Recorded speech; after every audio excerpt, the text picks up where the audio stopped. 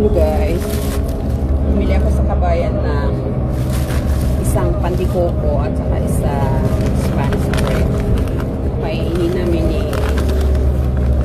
Jane. Ayan, isang Spanish bread, ang sarap. Then, isang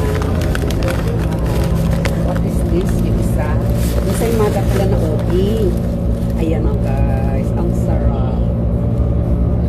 Diba? So, mag-picnic kami doon guys sa kabilang city. At yung may dala din ako chicken cream of soup.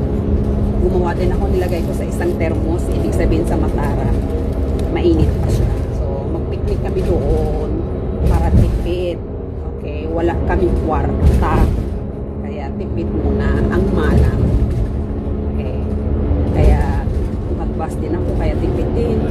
Kasi wala kwarta. O, diba guys? Sana all ang mga prululoy. Okay guys. So, malapit ako sa city. Naghihintay na si Jane sa akin. So, happy Sunday everyone.